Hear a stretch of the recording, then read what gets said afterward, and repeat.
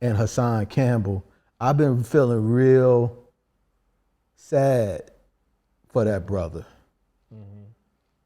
And in this attention age with our culture and how we treated him when he first came out and started talking about what was going on and how we did not rally around him and provide the support and attention and get them motherfuckers up out of there who was doing this shit to these young boys, to these young people. That's what I feel like, at least from his online persona, is his origin story. Right. And then it turned into what it is now, which I just see a hurt brother, man, to be honest with you. And someone who's scared. I don't know, because he's been a part of that sector or section in the culture, right, of YouTube. And it's really hard to say if it's genuine these days. And it's been like that for a couple individuals, you know?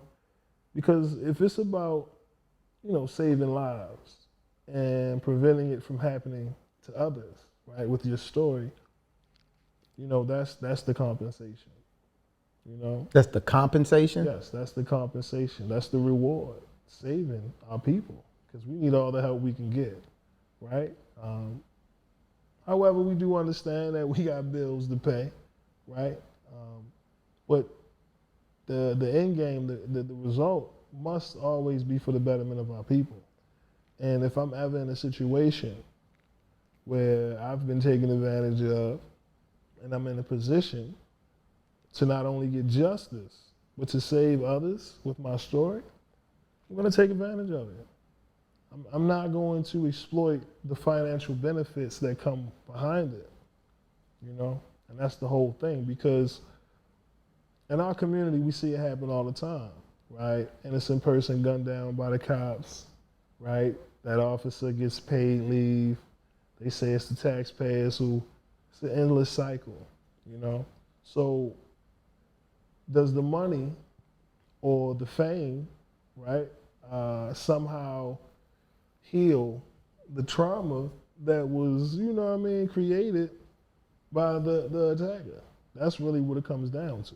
Because for somebody like Hassan, like I said, in that moment, you want people to rally behind you. You want the culture to come behind and, champion this cause with you. Do you feel like we did that? No, because let's be honest with you, that's something that's always going to be very touchy within our culture. If you understand the history and what we've been through, right? Our families, generations, we're talking, your great-grandfolk, those who grew up in the 60s, the 70s, dealing with alcoholism and things of that nature. There was a lot of abuse going on, and for some reason, we never wanted to talk about it. Now with the increased use of social media and people's overwhelming need to vent and just put everything, it kind of gives that shock factor, because some of us can identify or relate to someone in our life who's been taken advantage of. If this is if these claims are true, then, nothing but prayers for that man, because again, here we are, you take a platform where you can save lives, but then you continue to divide it and cause chaos by your words and the techniques and how you go about giving your people that harsh dose of reality, if you will. Yeah. You know what I'm saying? It's the tactic for some that I think a lot of people have a problem with. Not just Hassan, but we spoke about it, Charleston White. But essentially it's all the same. You know what I mean? So if we didn't do right by the brother, and we're continuing this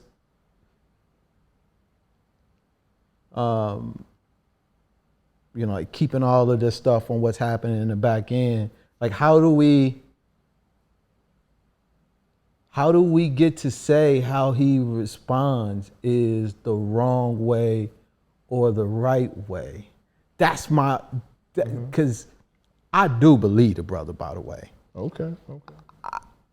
I believe that Ben Bada did some wild shit.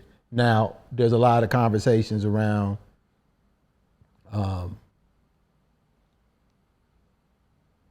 how long the stuff was going on. You know, he was older. Bro, I remember having a conversation with a woman one time around was it around Bill Cosby?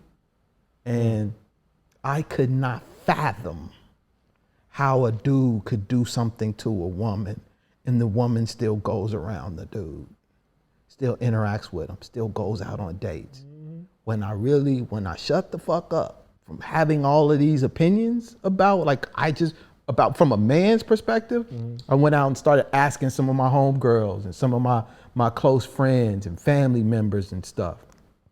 And I was blown away, bro, at the power dynamic that they feel in their being men have unconsciously. Like, it just you don't have to speak a lot of the stuff that causes them to behave in a way that's almost like normalized. And for dudes to show, and I don't even know if I'm communicating this shit in the right way, by the way, bro. But I was like, oh, okay. So why does the woman just say stop? Why does the woman just say doesn't go back? And it's just like, it's weird. So they say victim shaming, right? That's huh? What they call that, victim shaming. And I was definitely one of them victim shaming motherfuckers. I'll be 100. So I don't get into a lot of the why did you stay around the brother for that long and keep going? Because when you doing fucked up shit to people, man, it can change how you perceive things, right? We didn't do right by the brother. We get online, people like KRS-One is saying people like him have to, be infathomable and they can't be someone that, there's the way that we're all responding to this stuff because we just don't want to be honest about what's going on and acknowledging it. And I don't know what it's like, bro, to put myself out there like that and not be heard. So, especially being a man. Oh, bro, that's a whole nother. Yeah. So how he's turned things around to the villain. to just be this, some of the stuff that he's saying. I mean, I feel when I see him, I see a reflection of us and our culture